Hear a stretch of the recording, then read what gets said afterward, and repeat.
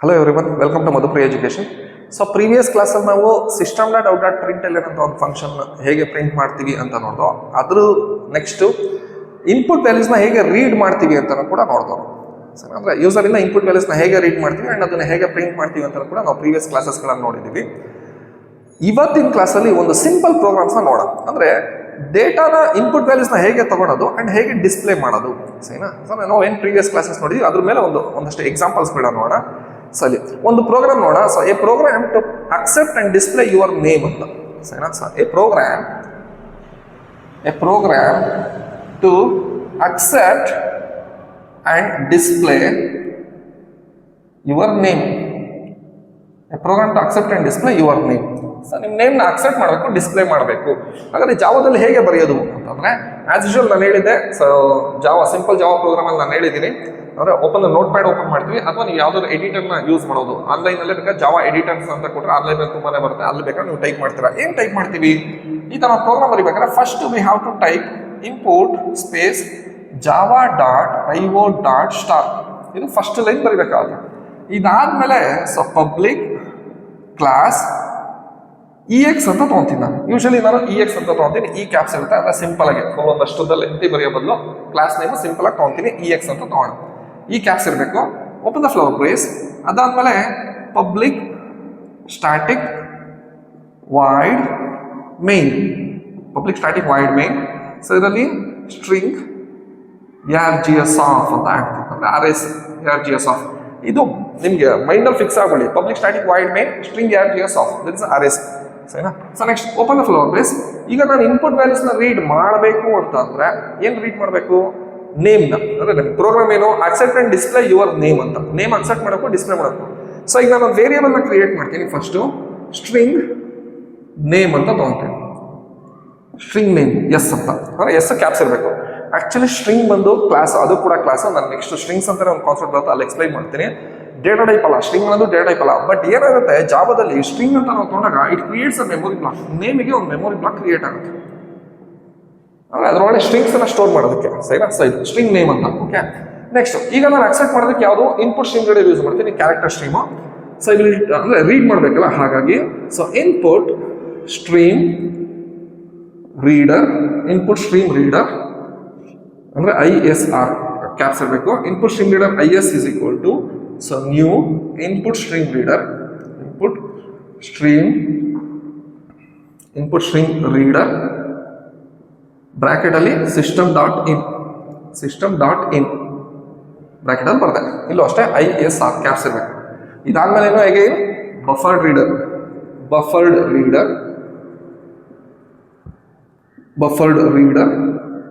BR, ಇಲ್ಲೂ ಅಷ್ಟೇ B ಮತ್ತು R ಕ್ಯಾಪ್ಸ್ ಇರಬೇಕಾಗುತ್ತೆ.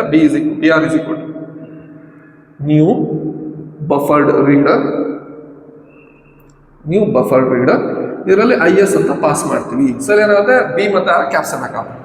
ಇವಾಗ ನಾನೇನು ಮಾಡಬೇಕು? ಅಕ್ಸೆಪ್ಟ್ ಮಾಡಬೇಕು. ಅಕ್ಸೆಪ್ಟ್ ಮಾಡೋದಕ್ಕಿಂತ ಮುಂಚೆ ಏನು ಹೇಳ್ತೀವಿ? ಯೂಸರ್ಗೆ ಕೇಳ್ತೀವಿ. ಸೊ ಏನು ಎಂಟರ್ ಯುವರ್ ನೇಮ್ ಅಂತ ಕೇಳಬೇಕು. ಅದನ್ನ as usual system dot out dot print L N, so ಇದರಲ್ಲಿ enter your name and put a colon ಕೋಣ. So enter your name entry ಮಾಡಿ ಅಂತ. ಸೊ ಇದು ಅಷ್ಟೇ ಎಸ್ ಕ್ಯಾಪ್ಸ್ ಇರಬೇಕಾಗುತ್ತೆ. ಇವಾಗ ನೆಕ್ಸ್ಟ್ ಏನು ಮಾಡ್ತೀವಿ? BR ನ ಯೂಸ್ ಮಾಡಿ ನೇಮ್ ಇದೆಯಲ್ವಾ, name is equal to BR dot read line ಅಂತ ಆಗುತ್ತೆ. BR dot read line. ಇವಾಗ ಏನಾಗುತ್ತೆ, ನಾನು ಕೂಡ ಇನ್ಪುಟ್ ವ್ಯಾಲ್ಯೂ ನೇಮ್ ಒಳಗಡೆ ಸ್ಟೋರ್ ಆಗುತ್ತೆ. ಓಕೆನಾ? ಈಗ ಸ್ಟೋರ್ ಆಗೋಯ್ತು ನೇಮ್. ಈಗ ಮತ್ತೆ ನಾನು ಪ್ರಿಂಟ್ ಮಾಡಬೇಕು. According to that accept and display your name ಬಂತೀಗ ನಾನೀಗ ಮತ್ತೆ ಏನು ಪ್ರಿಂಟ್ ಮಾಡಬೇಕು? ಇಲ್ಲಿ system dot out dot print L N, ಇಲ್ಲಿ your name equals, your name equals plus name ಅಂತ ಕೊಡ್ತೀವಿ. ಆಟೋಮೆಟಿಕಲಿ ನೇಮ್ ಒಳಗಡೆ ನಾವೇನು ಕೊಟ್ಟಿರ್ತೀವಿ ವ್ಯಾಲ್ಯೂಸು, ಆ ವ್ಯಾಲ್ಯೂ ಸ್ಟೋರ್ ಆಗುತ್ತೆ, ಅಂದರೆ ಡಿಸ್ಪ್ಲೇ ಆಗುತ್ತೆ. ನೆಕ್ಸ್ಟ್ ಇಲ್ಲೂ ಅಷ್ಟೇ ಎಸ್ ಕ್ಯಾಪ್ಸ್ ಇರಬೇಕಾಗುತ್ತೆ. Then close the function and close the class. ಈ ಕ್ಲಾಸ್ನ ಕ್ಲೋಸ್ ಮಾಡ್ತೀವಿ. ಇದನ್ನ ಸೇವ್ ಮಾಡಬೇಕಾದ್ರೆ ಹೇಗೆ? Class name public static void main ಏನಿದೆ EX ಡಾಟ್ ಜಾವಾ ಅಂತ ಸೇವ್ ಮಾಡ್ತೀವಿ. ಓಕೆನಾ? ಸೊ ಇದು ಪ್ರೋಗ್ರಾಮು. ಓಕೆ, ಇಲ್ಲಿ ಇನ್ನೊಂದು ವೆರಿ ಇಂಪಾರ್ಟೆಂಟ್ ಕಾನ್ಸೆಪ್ಟ್ ಹೇಳ್ತೀನಿ. ಈಗ ನಾನು ಪ್ರೋಗ್ರಾಮ್ ಬರ್ದಿದ್ದೀನಿ, ಕಂಪೈಲೇಷನ್ ಮಾಡ್ಬೇಕು. ಫಸ್ಟ್ ಕಂಪೈಲೇಷನ್ ಮಾಡೋದಕ್ಕೆ ಜಾವಾ ಸಿ ಅಂತ ಹೇಳಿದ್ದೆ ನಾನು. ಕಂಪೈಲೇಷನ್ ಇದು ಹೇಗೆ ಮಾಡ್ತೀವಿ ಅಂತ, ಜಾವಾ ಸಿ ಫೈಲ್ ನೇಮ್ ಕೊಡ್ತೀವಿ, ಜಾವಾ ಸಿ ex.java ಅಂತ. ಸೊ ಇದೇನು ಮಾಡುತ್ತೆ, ಎರರ್ ಬರುತ್ತೆ. ಆ್ಯಕ್ಚುಲಿ ಈ ಪ್ರೋಗ್ರಾಮ್ ನೀವು ಹೆಂಗಿದೆಯೋ ಹಂಗೆ ಟೈಪ್ ಮಾಡಿ, ಬೇಕಾದ್ರೆ ಚೆಕ್ ಮಾಡಿ, ಎರರ್ ಬರುತ್ತೆ. ಏನಕ್ಕೆ ಎರರ್ ಬರುತ್ತೆ ಅಂತ ಅಂದರೆ, ಜಾವಾದಲ್ಲಿ ನಾನು ಹೇಳಿದೆ ಜಾವಾ ಇಸ್ ರೋಬಸ್ಟ್ ಅಂತ ಹೇಳಿದೆ. ಸರಿನಾ? Java has the capacity or capability to handle exceptions. Run ಟೈಮಲ್ಲಿ ಏನಾದ್ರು ಎಕ್ಸೆಪ್ಷನ್ ಬರ್ಬೋದು ಅಂತಂದು ಜಾವಾ ಏನು ಮಾಡುತ್ತೆ, ಮುಂಚೆನೇ ಹುಷಾರಾಗಿರುತ್ತೆ. ಸರಿ, ಅಷ್ಟು ಈಸಿಯಾಗಿ ಕಂಪೈಲೇಷನು ಅಷ್ಟು ಈಸಿಯಾಗಿ ಎಕ್ಸಿಕ್ಯೂಷನಿಗೆ ಕೊಡಲ್ಲ ಜಾವಾ. ಸರಿನಾ? ಹಾಗಾಗಿ ಅಂದರೆ ಈಗ ಫಾರ್ ಎಕ್ಸಾಂಪಲ್ ನೋಡಿ, ಈಗ ನಾನು ಪ್ರೋಗ್ರಾಮ್ ಇದೇನೋ ಬರೆದಿದ್ದೀನಿ, ಓಕೆ, ಅಸ್ಯೂಮ್ ದಟ್ ಒಂದು ಎಂಟರ್ ಎ ನಂಬರ್ ಅಂತ ಕೇಳ್ತು ಅಂತ ಅನ್ಕೋಣ. ನಾನೇನು ಮಾಡ್ತೀನಿ, 10 ಅಂತ ಕೊಡ್ತೀನಿ. ಬಟ್ ಜಾವಾದಲ್ಲಿ ಫಸ್ಟ್ ಟೈಮ್ ಇನ್ಪುಟ್ ವ್ಯಾಲ್ಯೂಸ್ನ ತೊಗೊಬೇಕಾದ್ರೆ ಸ್ಟ್ರಿಂಗಲ್ಲಿ ತೊಗೊಳುತ್ತೆ. ಸರಿನಾ? ಯಾವುದೇ ಕಾರಣಕ್ಕೂ ನಾವು ಇಂಟೀಜರ್ ಕೊಡಲಿ ಅಥವಾ ಸಮ್ಮ ಫ್ಲೋಟ್ ವ್ಯಾಲ್ಯೂಸ್ ತಗೊಳ್ಳಿ, ಡಬಲ್ ವ್ಯಾಲ್ಯೂಸ್ ಕೊಡಲಿ ತೊಗೊಳಲ್ಲ. ನಾವು ಏನೇ ಇನ್ಪುಟ್ ವ್ಯಾಲ್ಯೂಸ್ನ ಕೊಟ್ಟರು ಕೂಡ it will be taken as a string ಅಂತಾನೆ ತೊಗೊಳ್ತಾ. ನಾನು 10 ಅಂತ ಕೊಡ್ತೀನಿ ಅನ್ಕೊಳ್ಳಿ, it will be taken as a string ಅಂತ. ಆಮೇಲೆ ನಾವೇನು ಮಾಡಬೇಕಾಗುತ್ತೆ, ಟೈಪ್ ಕ್ಯಾಸ್ಟಿಂಗ್ ಮಾಡ್ಕೊಬೇಕಾಗುತ್ತೆ. ಸರಿನಾ? ಅದು ಹೇಳ್ತೀನಿ ನಾನು ನೆಕ್ಸ್ಟ್ ಕ್ಲಾಸಲ್ಲಿ ಹೇಳ್ತೀನಿ. ಅಂದರೆ ಟೈಪ್ ಕ್ಯಾಸ್ಟಿಂಗ್ ಮಾಡಬೇಕಾಗುತ್ತೆ, ಅಂದರೆ ಕನ್ವರ್ಷನ್ ಮಾಡಬೇಕಾಗುತ್ತೆ. 10 ಇಂಟೀಜರಿಗೆ ಕನ್ವರ್ಷನ್ ಮಾಡಬೇಕಾಗುತ್ತೆ. ಸರಿನಾ? ಅಸ್ಯೂಮ್ ದಟ್ ಆ ಥರ ಸಿಚುವೇಶನ್ಸ್ ಏನಾದರೂ ಬಂತು ಅಂತಂದಾಗ ಅದಕ್ಕೆ ಜಾವಾ ಏನು ಮಾಡುತ್ತೆ, ಈ ಫಂಕ್ಷನ್ಗೆ ಓವರ್ ಆಲ್ ಕೋಡಿಂಗ್ನ ಹ್ಯಾಂಡಲ್ ಮಾಡೋದಕ್ಕೆ ಒಂದು ಎಕ್ಸೆಪ್ಷನ್ ಹ್ಯಾಂಡ್ಲಿಂಗ್ ಕಾನ್ಸೆಪ್ಟ್ನ ಯೂಸ್ ಮಾಡ್ಕೊಡುತ್ತೆ. That means throws IO exception ಅಂತ ಹಾಕ್ಬೇಕಾಗುತ್ತೆ. Throws IO exception, IOE caps ಇರಬೇಕು, ಇದು ಮಿಕ್ಕಿದೆಲ್ಲ ಸ್ಮಾಲ್ ಇರಬೇಕು. ಥ್ರೋಸ್ ಅಂತ ಯೂಸ್ ಮಾಡ್ತೀವಿ, IO ಎಕ್ಸೆಪ್ಷನ್. ಆದರೆ ಇದು ಎಕ್ಸೆಪ್ಷನ್ ಹ್ಯಾಂಡ್ಲಿಂಗ್ ಟೆಕ್ನಿಕ್, ಅದು ಎಕ್ಸೆಪ್ಷನ್ ಹ್ಯಾಂಡ್ಲಿಂಗ್ ಅಂತಲೇ ಕಾನ್ಸೆಪ್ಟ್ ಬರುತ್ತೆ. ಅಲ್ಲಿ ನಾನು ಇನ್ನೂ ತುಂಬ ಡೆಪ್ತಾಗಿ ಎಕ್ಸ್ಪ್ಲೈನ್ ಮಾಡ್ತೀನಿ. ಅಂದರೆ ಇನ್ಮೇಲೆ ನೀವು ಬರೀಬೇಕಾದ್ರೆ ಈ ಥರ ಇನ್ಪುಟ್ ವ್ಯಾಲ್ಯೂಸ್ ಏನಾದರೂ ತೊಗೊಬೇಕಾದ್ರೆ we have to write public static void main string ARJS of throws IO exception, IOE ಅಂತ ಯೂಸ್ ಮಾಡ್ತೀವಿ. ಅಂದರೆ IO ಎಕ್ಸೆಪ್ಷನ್ ಅಂತ ಯೂಸ್ ಮಾಡ್ತೀವಿ. ಈ IO ಎಕ್ಸೆಪ್ಷನ್ ಏನಕ್ಕೆ ಅಂತ ಹೇಳ್ತೀನಿ ನಾನು ನೆಕ್ಸ್ಟ್ ಕ್ಲಾಸಲ್ಲಿ ಹೇಳ್ತೀನಿ. ಅಂದರೆ ಇದರಲ್ಲೇ ಇನ್ನೊಂದು ಪ್ರೋಗ್ರಾಮಲ್ಲಿ ಹೇಳ್ತೀನಿ ನಾನು. IO ಎಕ್ಸೆಪ್ಷನ್ ಅಂತ ಕೊಡ್ತೀವಿ, ಏನಕ್ಕೋಸ್ಕರ ಅದು ಕೊಡಲೇಬೇಕು ಅಂತ. ಸರಿನಾ? ಬಟ್ ಮಷನ್ ಮೆನ್ಷನ್ ಮಾಡಲೇಬೇಕಾಗುತ್ತೆ. ಸೊ ಇದು ಓವರ್ ಆಲ್. ಇವಾಗ ನಮಗೆ ಎರರ್ ಬರಲ್ಲ, ಕಂಪೈಲೇಷನ್ ಆಗುತ್ತೆ, ಎಕ್ಸಿಕ್ಯೂಷನ್ ಆಗುತ್ತೆ. ಎಕ್ಸಿಕ್ಯೂಷನ್ ಆದಾಗಲೂ ಅಷ್ಟೇ ಕಂಟ್ರೋಲ್ ಏನು ಮಾಡುತ್ತೆ, ಸೊ ಇಲ್ಲಿಗೆ ಬರುತ್ತೆ. ನಾವು ಕ್ಲಾಸ್ ಏನು ರನ್ ಮಾಡ್ತೀವಿ ಅಂದರೆ ಇದನ್ನು ಕಂಪೈಲೇಷನ್ ಮಾಡ್ಬೇಕಾದ್ರೆ ಜಾವಾ ಸಿ ex.java ಅಂತ ಕೊಟ್ಟು ಅವಾಗ ಏನಾಯ್ತು, ಕಂಪೈಲೇಷನ್ ಆಯಿತು. ನೆಕ್ಸ್ಟ್ ರನ್ ಮಾಡ್ಬೇಕಾದ್ರೆ ಜಾವಾ EX ಅಂತ ಕೊಟ್ಟು ಎಂಟರ್ ಕೀ ಪ್ರೆಸ್ ಮಾಡಿದ್ರೆ ದೆನ್ ದ ಎಕ್ಸಿಕ್ಯೂಷನ್ ಸ್ಟಾರ್ಟ್ಸ್. ಎಲ್ಲಿಂದ ಈ ಕ್ಲಾಸ್ನ ಎಕ್ಸಿಕ್ಯೂಷನ್ ಸ್ಟಾರ್ಟ್ ಆಗುತ್ತೆ. ಮೈನ್ ಮೆಥಡ್ ಒಳಗೆ ಕಂಟ್ರೋಲ್ ಬರುತ್ತೆ. ಇದ್ರೊಳಗೆ ಬಂತು it enters in the block string name ಅಂತ ಒಂದು ಮೆಮೊರಿ ಬ್ಲಾಕ್ ಕ್ರಿಯೇಟ್ ಆಯಿತು. ನೇಮಿಗೆ ಒಂದು ಮೆಮೊರಿ ಬ್ಲಾಕ್ ಕ್ರಿಯೇಟ್ ಆಯಿತು. ಓಕೆನಾ? Next input string reader IS ಅಂತ ಒಂದು ಆಬ್ಜೆಕ್ಟ್ನ ಕ್ರಿಯೇಟ್ ಮಾಡುತ್ತೆ, System.in ಕನೆಕ್ಟ್ ಮಾಡ್ಕೊಳುತ್ತೆ. ನೆಕ್ಸ್ಟ್ ಬಫರ್ ರೀಡರ್ BR ಅಂತ ಒಂದು ಆಬ್ಜೆಕ್ಟ್ನ ಕ್ರಿಯೇಟ್ ಮಾಡುತ್ತೆ, IS ಗೆ ಕನೆಕ್ಟ್ ಮಾಡ್ಕೊಳುತ್ತೆ. Next System.out.println enter your name. Assume that this is the output screen. ಇದು ಔಟ್ಪುಟ್ ಸ್ಕ್ರೀನ್ ಅಂತ ಅನ್ಕೋಣ. ಇಲ್ಲಿ ಪ್ರಿಂಟ್ ಆಗುತ್ತೆ ಏನಂತ, enter your name. Enter your name ಅಂತ ಬಂತು. ನಾನೇನು ಮಾಡ್ತೀನಿ, ತುಮಕೂರು ಅಂತ ಕೊಡ್ತೀನಿ. ತುಮಕೂರು ಅಂತ ಕೊಟ್ಟು ಎಂಟರ್ ಕೀ ಪ್ರೆಸ್ ಮಾಡ್ತೀನಿ. ಇಲ್ಲಿ ಬಂತು. ನೆಕ್ಸ್ಟ್ ನಾನು ತುಮಕೂರು ಅಂತ ಕೊಟ್ಟು ಎಂಟರ್ ಕೀ ಪ್ರೆಸ್ ಮಾಡ್ತೀನಲ್ಲ, ಆ ಎಂಟರ್ ಕೀ ಪ್ರೆಸ್ ಮಾಡಿದಾಗ ಏನು ಮಾಡುತ್ತೆ, ಈ ರೀಡ್ ಲೈನ್ ಎಕ್ಸಿಕ್ಯೂಷನ್ ಆಗುತ್ತೆ. ಅಂದರೆ ಈ ಲೈನ್ ಎಕ್ಸಿಕ್ಯೂಷನ್ ಆಗುತ್ತೆ. ನಾನು ತುಮಕೂರು ಅಂತ ಏನು ಕೊಡ್ತೀನಿ, ಆ ತುಮಕೂರನ್ನ ರೀಡ್ ಮಾಡಿ that will be stored in the name ಒಳಗಡೆ ಸ್ಟೋರ್ ಮಾಡುತ್ತೆ ತುಮಕೂರು ಅಂತ. ಅಂದರೆ ಈ ರೀಡ್ ಲೈನ್ ಕೆಲಸ ಏನು, ಎಂಟರ್ ಲೈನಲ್ಲಿ ಇರೋದನ್ನು ರೀಡ್ ಮಾಡುತ್ತೆ, ನೇಮ್ ಒಳಗಡೆ ಸ್ಟೋರ್ ಮಾಡುತ್ತೆ. ಅಂದರೆ ಯಾವ ವೇರಿಯೇಬಲ್ಗೆ ಅಸೈನ್ ಮಾಡ್ತೀವಿ ಅದರೊಳಗಡೆ ಸ್ಟೋರ್ ಮಾಡುತ್ತೆ. ಸರಿನಾ? ಈಗ ಸ್ಟೋರ್ ಆಯಿತು. ನೆಕ್ಸ್ಟ್ ಲೈನ್ ಏನಿದೆ, ಯುವರ್ ನೇಮ್ ಈಕ್ವಲ್ಸ್. ಇಲ್ಲಿ ಪ್ರಿಂಟರ್ ಲೈನ್ ಅಂತ ಯೂಸ್ ಮಾಡ್ತಾ ಇದ್ದೀನಿ, ನ್ಯೂ ಲೈನಿಗೆ ಬರುತ್ತೆ. ಸೊ ಯುವರ್ ನೇಮ್ ಈಕ್ವಲ್ಸ್ ನೇಮಲ್ಲಿ ಏನಿದೆ ತುಮಕೂರು, ಇಲ್ಲಿ ಬರುತ್ತೆ ತುಮಕೂರು ಅಂತ ಬರುತ್ತೆ. So this the output. ಅಂದರೆ ಇಲ್ಲಿ ನಾವು ಇನ್ಪುಟ್ನ ತೊಗೊಂಡು ಔಟ್ಪುಟ್ ಕೂಡ ಬಂತು. ಸೊ ದಿಸ್ ದ ಒಂದು ಸಿಂಪಲ್ ಜಾವಾ ಪ್ರೋಗ್ರಾಮ್. ನಾವು ಕ್ಯಾರೆಕ್ಟರ್ ಸ್ಟ್ರಿಂಗ್ನ ಯೂಸ್ ಮಾಡಿದ್ದಕ್ಕೆ, ಸರಿನಾ, ಕ್ಯಾರೆಕ್ಟರ್ ಸ್ಟ್ರಿಂಗ್ನ ಯೂಸ್ ಮಾಡಿದ್ದಕ್ಕೆ. ಬಟ್ ಇದನ್ನು ನಾನು ಬೈ ಸ್ಟ್ರಿಂಗಲ್ಲಿ ಬರೀತೀನಿ ಅಂತ ಅನ್ಕೊಳ್ಳಿ. ಇದು ಕ್ಯಾರೆಕ್ಟರ್ ಸ್ಟ್ರಿಂಗ್ ಯೂಸ್ ಮಾಡಿ ಬರ್ದಿರೋದು. ಓಕೆನಾ? ಸೇಮ್ ಕಾನ್ಸೆಪ್ಟ್ ನಾನು ಬೈ ಸ್ಟ್ರಿಂಗ್ ಯೂಸ್ ಮಾಡ್ತೀನಿ. ಬೈ ಸ್ಟ್ರಿಂಗ್ ಯೂಸ್ ಮಾಡಿದಾಗ ಸೇಮ್ ಪ್ರೋಗ್ರಾಮು ನನಗೆ ಇದು ಬೇಕಾಗಿಲ್ಲ. Input string reader, buffer reader ನನಗೆ ಬೇಕಾಗಿಲ್ಲ. ಸರಿನಾ? So will go with the data input string. ಅಂದರೆ ಅವಾಗ ಏನಾಗುತ್ತೆ, ಒಂದೇ ಒಂದು ಲೈನಲ್ಲಿ ಬರೀತೀವಿ data input string. So data input string DIS caps ಇರಬೇಕು. DS is equal to so new data input string. So bracket ಅಲ್ಲಿ system.in ಅಂತ ತಗೊಳ್ತೀವಿ. ಇಲ್ಲಿ DIS ಕ್ಯಾಪ್ಸ್ ಇರುತ್ತೆ. ನೆಕ್ಸ್ಟ್ ನಾವೇನು ಮಾಡ್ತೀವಿ, as usual same enter your name. So ಇಲ್ಲೇನು ಮಾಡ್ತೀವಿ, ಬಿ ಆರ್ ಬದಲು ಐ ಕ್ಯಾನ್ ಮೆನ್ಷನ್ ಈ object D S dot read line, D S dot read line. ಇನ್ನು ಮಿಕ್ಕಿದ ಎಂಟೈರ್ ಥಿಂಗ್ ಸೇಮು. ನಾನು ಅಲ್ಲಿ 2 ಲೈನ್ ಬರೆಯೋ ಬದಲು ಇಲ್ಲಿ 1 ಲೈನ್ ಬರೆದೆ, data input stream D S. So ಇಲ್ಲಿ ಬಿ ಆರ್ ಅಂತ ಬರೆಯೋ ಬದಲು ಡಿ ಎಸ್ ಅಂತ ಆಗ್ತದೆ ಅಷ್ಟೇ.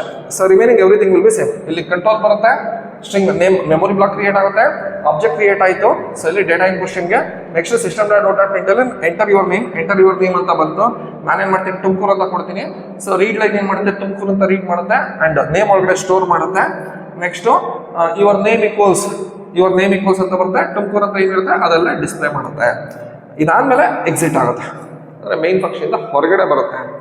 So this is simple program to accept and display your name ಅಂತ. ನಿಮ್ಮ ನೇಮ್ನ ಅಕ್ಸೆಪ್ಟ್ ಮಾಡಿ ಡಿಸ್ಪ್ಲೇ ಮಾಡಿ ಅಂತ. ಓಕೆನಾ, ದಿಸ್ ಇಸ್ ದ ಬೈಟ್ ಸ್ಟ್ರಿಂಗ್ನ ನಾನು ಯೂಸ್ ಮಾಡಿದ್ದಕ್ಕೆ. ಸೊ ಇದು ನಾವು ಬೈಟ್ ಸ್ಟ್ರಿಂಗ್ನ ಯೂಸ್ ಮಾಡೋದಕ್ಕೆ. ಓಕೆನಾ, ಸೊ ಇಲ್ಲಿ ಇನ್ನೊಂದು ಪ್ರೋಗ್ರಾಮ್ ನೋಡೋಣ. Accept and display your name and your father name. ಸರಿನಾ, so accept and display your name, father name and mother name ಅಂತ ಅನ್ಕೋಣ. 3 ನೇಮ್ನ ಅಕ್ಸೆಪ್ಟ್ ಮಾಡಬೇಕು, ಡಿಸ್ಪ್ಲೇ ಮಾಡಬೇಕು. ಆವಾಗ ಹೇಗೆ ಬರೀತೀವಿ ಪ್ರೋಗ್ರಾಮ್ನ ಅಂತ ಅಂದರೆ, so a program to accept and display your name, father name and mother name.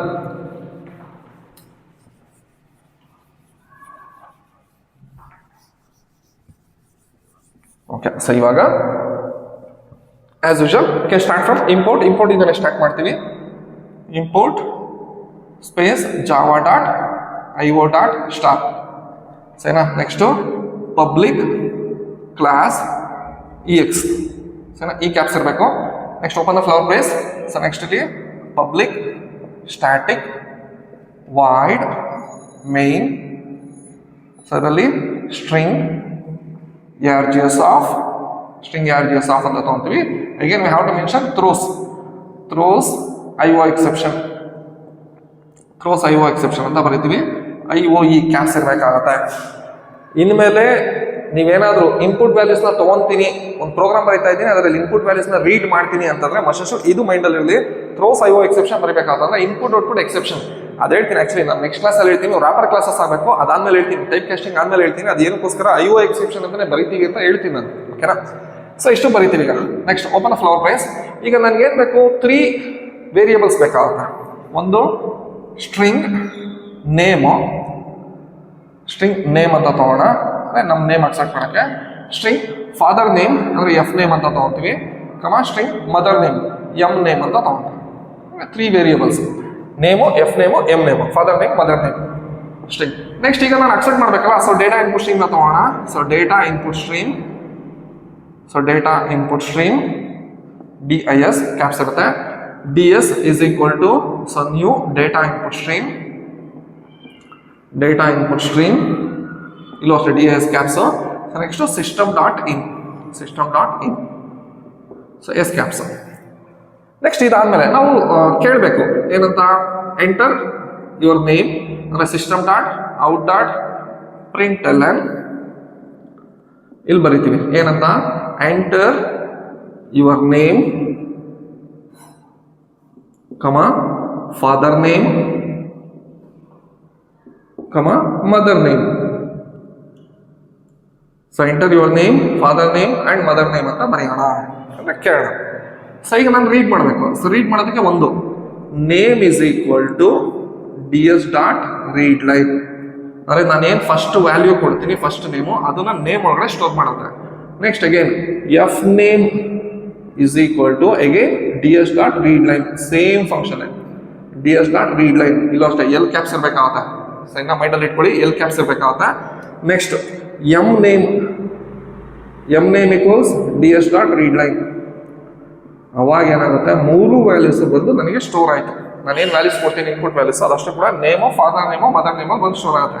Again we have to print it the same thing. Print ಮಾಡೋಣ, system.out.println your name equals, so your name equals ಇಲ್ಲಿ plus name. ಓಕೆನಾ, next line same thing, system.out.println your father name equals, so your father name equals plus f name. ಓಕೆನಾ, next system.out.println system.out.println. So your mother name equals, so your mother name equals plus m name. Variable names ಏನಿರುತ್ತೆ ಅದನ್ನು ಕೊಡ್ತೀವಿ m name. So then close the function and close the class.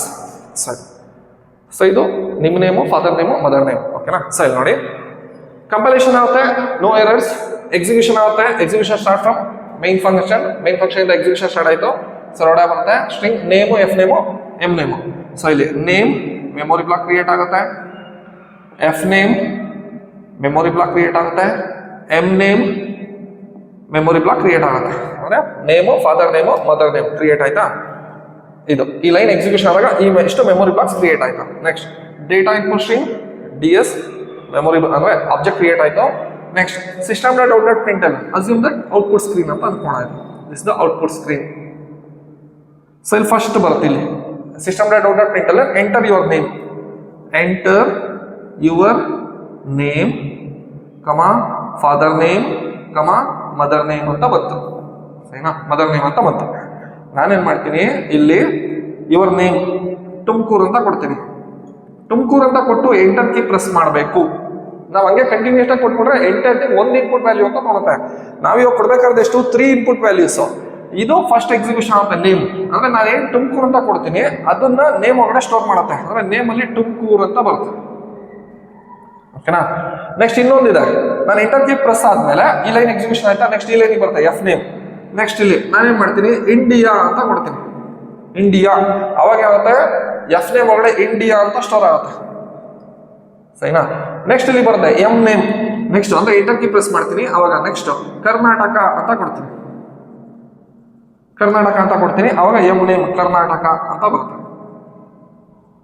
ಸರಿನಾ? ಸರಿ, enter key press ಮಾಡಿದಾಗ ಅಂದ್ರೆ 3 values store ಆಯ್ತು ಇಲ್ಲಿ. ಸರಿನಾ? Name, father name, mother name. Next ಇಲ್ಲಿ ಬರುತ್ತೆ system.out.println. ಈಗ ರೀಡ್ ಆಗೋಯ್ತು, ನೆಕ್ಸ್ಟ್ ಪ್ರಿಂಟ್ ಮಾಡಬೇಕು ವ್ಯಾಲ್ಯೂಸ್ನ. ಸೊ ಈಗ system.out.println your name equals. So ಇಲ್ಲಿ ಮತ್ತೆ ಬರುತ್ತೆ, so your name equals name ಯಾವುದು, ತುಮಕೂರು. ನೆಕ್ಸ್ಟ್ ಅಗೇನ್ println ಮತ್ತೆ ನೆಕ್ಸ್ಟ್ ಲೈನ್ ಬರುತ್ತೆ, ಕಂಟ್ರೋಲ್ ಇಲ್ಲಿ ಬರುತ್ತೆ. So your father name equals, father name equals father name India ಅಂತ ಬರುತ್ತೆ. Next again so your mother name equals, next line ಅಲ್ಲಿ so your mother name equals Karnataka ಅಂತ ಬರುತ್ತೆ. ಏನಿರುತ್ತೋ ಅಷ್ಟು ಬರುತ್ತೆ. ನೆಕ್ಸ್ಟ್ ಪ್ರಿಂಟ್ ಆದ್ಮೇಲೆ ಎಕ್ಸಿಟ್ ಆಗುತ್ತೆ. ಸೊ ದೆನ್ ಕ್ಲಾಸಿಂದ ಈಚೆ ಬರುತ್ತೆ control. So this will B the output. ಸರಿನಾ? ಅಂದ್ರೆ 3 ಇನ್ಪುಟ್ ವ್ಯಾಲ್ಯೂಸ್ನ ತಗೊಂಡು ಅಂಡ್ ಅದೇ 3 ಇನ್ಪುಟ್ ವ್ಯಾಲ್ಯೂಸ್ನ ಡಿಸ್ಪ್ಲೇ ಮಾಡ್ದು. ಸರಿನಾ? ಸೊ ದಿಸ್ ದ system.out.println ಮತ್ತೆ ನಾವು ಅವು ಇನ್ಪುಟ್ ವ್ಯಾಲ್ಯೂಸ್ನ ಹೇಗೆ ರೀಡ್ ಮಾಡೋದು. So we are reading the input values from the user ಇಂದ ನಾವು ಹೇಗೆ ರೀಡ್ ಮಾಡಿ ವ್ಯಾಲ್ಯೂ ಮೆಮೊರಿ ಬ್ಲಾಕ್ಸ್ ಒಳಗಡೆ ಸ್ಟೋರ್ ಮಾಡಿ ವರ್ಕ್ ಮಾಡ್ತೀವಿ ಅಂತ. ಸರಿನಾ? So thank you. ಈ ಕ್ಲಾಸ್ ನಿಮಗೆ ಇಷ್ಟ ಆಗಿದ್ರೆ ಸ್ಕ್ರೀನ್ ಮೇಲೆ ಕಾಣಿಸ್ತಾ ಇರೋ QR ಕೋಡ್ಗೆ ₹5 ಫೀಸ್ನ ಪೇ ಮಾಡ್ಬೋದು.